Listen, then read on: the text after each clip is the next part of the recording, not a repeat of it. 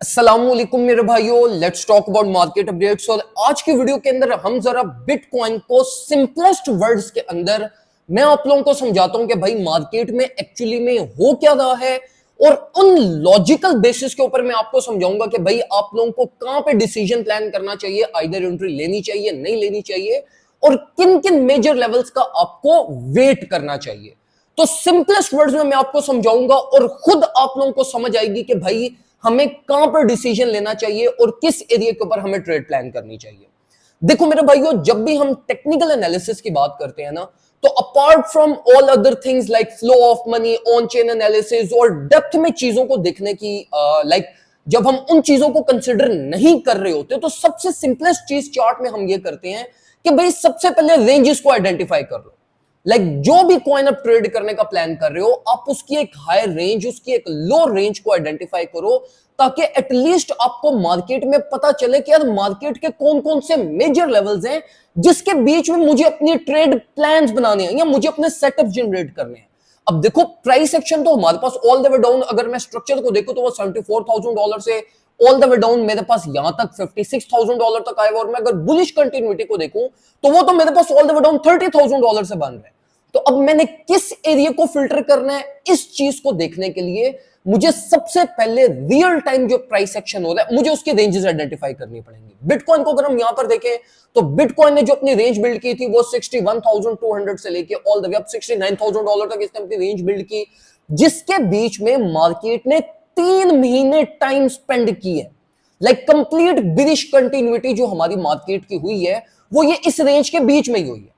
अब देखो मेरे भाइयों, पहली चीज तो देखो, रेंज आपको स्ट्रेट फॉरवर्ड ये बताती है कि भाई अब देखो ये रेंज हाई पे प्राइस चल रही है, तो कभी भी रेंज हाई से तो लॉन्ग पोजीशन मैं नहीं लूंगा, क्योंकि लेवल ऑफ रेजिस्टेंस है।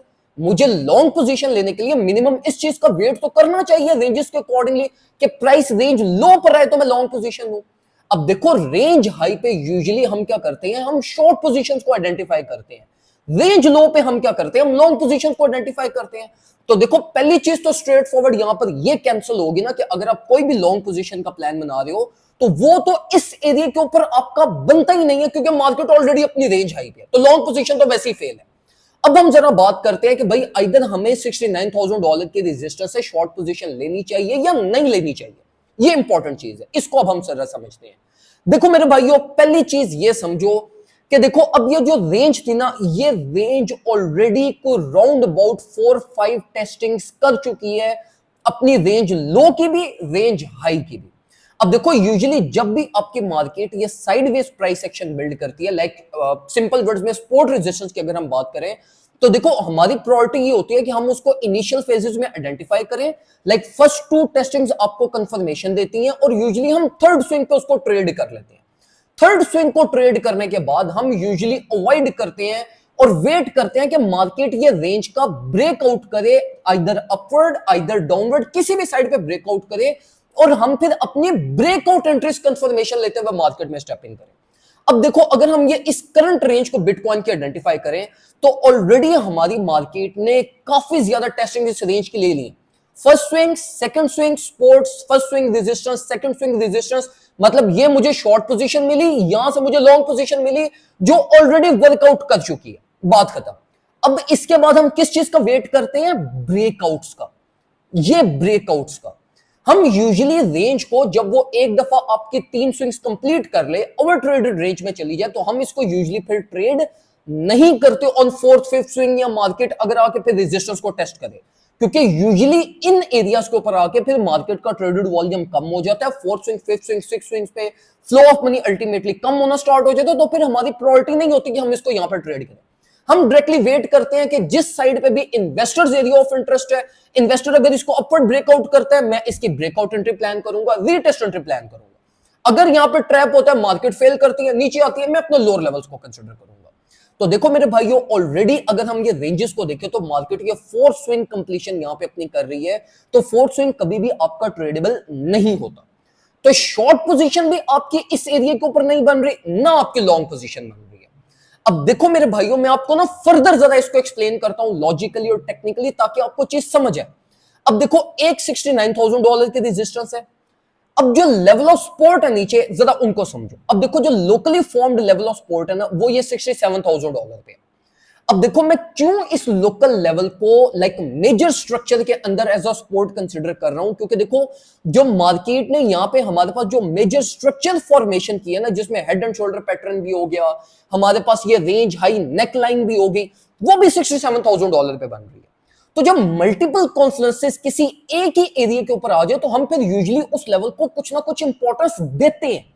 तो अभी जो $67,000 के लेवल को मैं क्यों कंसीडर कर रहा हूं, वो मैं इसलिए कंसीडर कर रहा हूं, मैं इसको एज अ एंट्री कंसीडर नहीं कर रहा $67,000 को, मैं सिर्फ और सिर्फ $67,000 के लेवल को as a local support level consider कर रहा हूं कि अगर इन केस ये ब्रेक होती है तो price straight forward all the way down 64, जहां पे हमारी ये वॉल्यूम सपोर्ट अवेलेबल है, ये रेंज लो नेकलाइन हमारी बनती है, यहां तक इसने फेल कर जाना। तो मैं जो $67,000 के लेवल को कंसीडर कर रहा हूं, वो सिर्फ और सिर्फ एज रेंज ब्रेकडाउन कंसीडर कर रहा हूं कि अगर मेरी मार्केट ने या बिटकॉइन ने डेली क्लोजिंग इस रेंज से नीचे अगर हमें दे दी, तो ये अल्टीमेटली एक बिग साइन होगा, जिसके रिजल्ट में प्राइस हमारे पास नीचे वाली साइड पे फेल कर सकती है। इसके अलावा भी अब देखो इस चीज को समझो कि एक मेजर लेवल रेजिस्टेंस है ये, एक लोकल लेवल ऑफ सपोर्ट है ये। अब देखो, अब मेजर लेवल ऑफ सपोर्ट आपकी यहां पर है, ये मेजर लेवल ऑफ रेजिस्टेंस है, ये एक लोकल सपोर्ट मार्केट ने फॉर्म किया और प्राइस यहां पर घूम रही। अब देखो बेशक ये लोकल लेवल ऑफ सपोर्ट है, ये है तो रेजिस्टेंस के करीब और वो मेजर लेवल ऑफ रेजिस्टेंस है। जाहिर सी बात है जो इस मेजर लेवल से मार्केट को सेल प्रेशर मिलेगा, वो कभी भी ये local level of support face नहीं कर पाएगी, क्योंकि ये तो सिर्फ इस प्राइस सेक्शन के बीच में फॉर्म हुई है ना, इस एरिया ऑफ इंटरेस्ट में। यहां पे जो ट्रेडर्स आए हैं, जहां पे इंस्टीट्यूशनल इन्वॉल्वमेंट नहीं है, वहां पे ये ट्रेडर्स ने सिर्फ मार्केट में स्टेप इन किया। तो अब देखो ये जो लेवल है ना, ये एंट्री के लिए कोई इसकी इंपॉर्टेंस नहीं है। ये अल्टीमेटली अगर मार्केट को $69,000 से स्लाइटली थोड़ी सी भी सॉलिड रिजेक्शन मिल गई, तो ये ब्रेक कर जाएगा। तो इस रीजन की वजह से मेरे भाइयों, अब देखो जो आपका बिटकॉइन में ट्रेड प्लान बनता है, वो बड़ा सिंपल ट्रेड प्लान बनता है as per this simple analysis, कि या तो आप ब्रेकआउट का वेट करो, आप $69,000 अबव बाइंग करोगे, राउंड अबाउट 69, 500, 700, या आप ब्रेकआउट एंट्री भी ना लो, आप इसके रीटेस्ट एंट्री लो। रीटेस्ट कंफर्मेशन यहां पे लेना, कंफर्मेशन रूल्स बहुत इंपॉर्टेंट है। मैं सब भाइयों को रिकमेंड करूंगा कि बेसिक टेक्निकल्स कम से कम लाजमी सीखो, आपको पता हो कि कंफर्मेशंस कैसे होती हैं, रीटेस्ट कैसे होते हैं, ब्रेकआउट्स कैसे होते हैं, ताकि आप उसके अकॉर्डिंगली प्ले कर सको। एक तो ये एंट्री बनती है कि अगर प्राइस अपवर्ड पंप करती है तो आप इसकी ब्रेकआउट एंट्री लें, या आप इसकी रीटेस्ट एंट्री लें और ऑल द वे अप 74 जो हमारा प्रीवियस ऑल टाइम हाई है, वहां तक प्राइस को जाने दें, वो ही हमारा एक लेवल ऑफ रेजिस्टेंस है। क्योंकि ये लेवल अगर मार्केट ब्रेक करती है, तो इसके बाद 71, 72, 73 पे कोई लिक्विडिटी अवेलेबल है, लेकिन उन लेवल्स की इंपॉर्टेंस नहीं है। क्यों इंपॉर्टेंस नहीं है? क्योंकि मार्केट ऑलरेडी यहां पर हमारे पास लिक्विडिटी सक कर चुकी है। तो अब मेजॉरिटी ऑफ टाइम्स जब मार्केट एक दफा लिक्विडिटी सक करके दोबारा लिक्विडिटी की डायरेक्शन में जाए, तो वो अल्टीमेटली फिर या तो एक न्यू हाई फॉर्म करती है या स्विंग हाई फॉर्म करती है। तो इसलिए मेरे भाइयों, मैं अब आप लोगों को स्ट्रेट फॉरवर्ड यही रिकमेंड करूंगा कि अगर बिटकॉइन का कोई भी ट्रेड प्लान आपने बनाना है, तो वो या तो प्राइस को अपवर्ड ब्रेकआउट करने दो या इसके रिटेस्ट करने दो, देन आपको एक अच्छी एंट्री मिलेगी। पहली चीज। सेकंड नंबर के ऊपर, अब ये जो सिनेरियो है ना, ये बिटकॉइन के ब्रेकआउट वाला, ये बिटकॉइन के लिए इतना फ्रूटफुल नहीं होगा जितना ये ऑल्ट्स कॉइन के लिए फ्रूटफुल होगा। अगर बिटकॉइन इस लेवल का ब्रेकआउट करता है, तो इसका इंपैक्ट ऑल्ट्स कॉइन के ऊपर ज्यादा पड़ेगा और ऑल्ट्स कॉइन हमारे पास ज्यादा मैसिवली परफॉर्म करेंगे, और मे भी शायद बिटकॉइन 71 को भी टच ना करे और ऑल्ट्स कॉइन के अंदर 8 to 10% तक के मूव्स आ जाए। तो ये चीज अपने माइंड में रखना, और इसी रीजन की वजह से मैंने अपने प्रीमियम ग्रुप के अंदर भी सारे भाइयों को ये माना कि उसके अलावा जो है ना, वो ये सैंड और स्पॉट एक्युमुलेशन कंप्लीट प्लान बनाया हुआ कि भाई इन केस अगर बेस्ट केस सिनेरियो होता है, तो चलो यार हमारा यहाँ पे अभी अनआइडेंटिफाइड मूव है ना, तो स्पॉट एक्युमुलेशन हम कर लेते हैं, 8-10% तक की प्रॉफिट एक्सपेक्टेशन है, तो चलो हम वो स्पॉट में बना लेंगे। अब ये मेरा बेस्ट केस सिनेरियो जो मैं एक्सपेक्ट कर रहा हूं कि अगर बिटकॉइन ब्रेकआउट अपवर्ड साइड में करता है, तो मैं इसको बिटकॉइन पर ट्रेड नहीं कर रहा, मैं इस मूव को ऑल्ट्स में ट्रेड करूंगा, क्योंकि ऑल्ट्स में ज्यादा पोटेंशियल है। और वो आप ऑलरेडी देख सकते हो कि एफटीएम 4% की रैली ले चुके हैं, 1.3% की मैटिक ले चुके हैं, सैंड 4% की रैली ले चुके हैं, एथेरियम अच्छा परफॉर्म करना स्टार्ट हो गया है। तो ऑल्ट्स के अंदर ज्यादा पोटेंशियल है as compare to bitcoin. Bitcoin का जो ट्रेड प्लान एक बेस्ट केस ट्रेड प्लान बनता है ना, वो ये बनता है कि आप इसके लोअर मेजर लेवल्स का वेट करो। ब्रेकआउट तो भी कंफर्मेशन नहीं है ना, ब्रेकआउट होगा फिर कंफर्मेशन होगी, फिर ऑल्ट्स बूम करेंगे, ऑल्ट से फ्लो ऑफ मनी निकल के बिटकॉइन में आएगा, फिर बिटकॉइन ने बेस्ट केस सिनेरियो अच्छी परफॉर्मेंस देनी है। लेकिन अगर आप सिंपलेस्ट प्ले करना चाहते हो और अपने माइंड को हर्डल से फ्री रखना चाहते हो, तो फिर ये इस ब्रेकआउट पे ऑल्ट्स को ट्रेड करना, और अगर बिटकॉइन को ट्रेड करना है तो सबसे पहला ये मेजर लेवल ऑफ सपोर्ट $64,000, जहां पे मेजर ट्रेडेड वॉल्यूम है ये कंप्लीट स्ट्रक्चर का, ये आपका पहला टारगेट होना चाहिए। और सेकंड टारगेट आपका ऑल द वे डाउन 61,200 होना चाहिए। ये दो एंट्रीज आपकी इस टाइम पे करंट बिटकॉइन की बेस्ट केस सिनेरियोज एंट्रीज बनती हैं।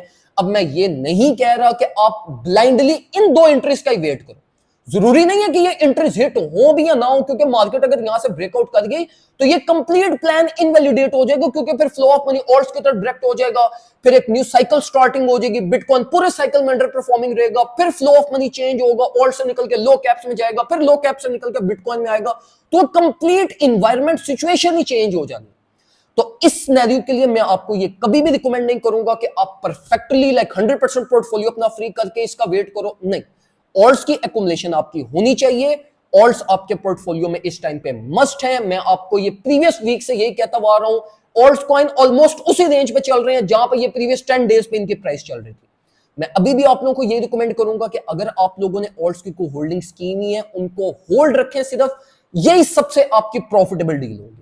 और बिटकॉइन का अगर ट्रेड प्लान बनाना है तो वो बिटकॉइन का ट्रेड प्लान ब्रेकआउट एंट्री इतनी डिजायरेबल एंट्री नहीं है, क्योंकि अच्छी परफॉर्मेंस नहीं देगा, पीएनएल रेशियो इतनी अच्छी आपको नहीं मिलेगी। अगर बेस्ट केस सिनेरियो आपको जो एंट्री मिल सकती है, और अल्लाह करे मिल भी जाए, क्योंकि बहुत सारे ट्रेडर्स इस चीज का वेट भी कर रहे हैं कि $64,000 को मार्केट एक दफा पेनिट्रेट करे एंड देन वो अपनी मेजर पोजीशंस प्लान करे, और ये इसका बेस्ट केस सिनेरियो भी है।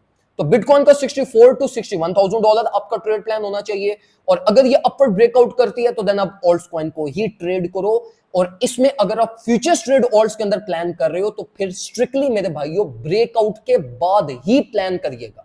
स्पॉट एक्युमुलेशन का प्लान है वो आप ये लोकल लेवल ऑफ स्पॉट पे ही चल रहा है ना, आप यहां से भी कर सकते हो, लेकिन अपनी 10 to 20% मार्केट में लेकर जाना है, यहां से आप ले जाओ और उसके अकॉर्डिंगली आप अपनी चीजों को प्लान करो।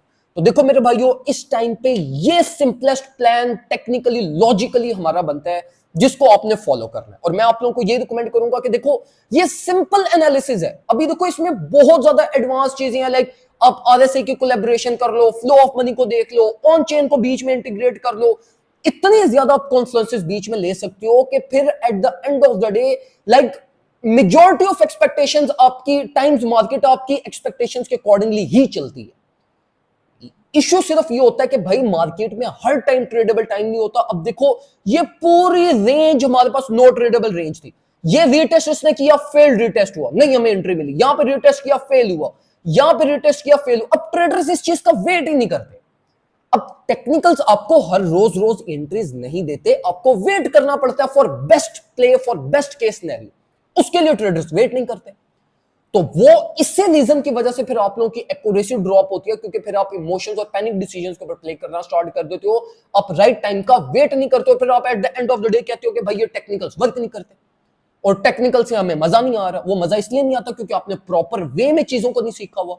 तो मैं आप लोगों को ये रिकमेंड करूंगा मेरे भाइयों, जो लोग एडवांस लेवल टेक्निकल एनालिसिस सीखना चाहते हैं और चाहते हैं कि भाई हमारी ट्रेडिंग जर्नी इंप्रूव हो और प्रॉपर वे में वो मार्केट में स्टेप इन कर सके और प्रॉपर प्रॉफिटेबल जर्नी स्टार्ट कर सके, तो उसके लिए हम 1v1 advance level trainings offer करते हैं। अगर कोई भी मेरा भाई अवेल करना चाहे, प्रॉपर ट्रेडिंग को एज अ कैरियर लेकर चलना चाहता है, तो वो फिर आप अवेल कर सकते हैं।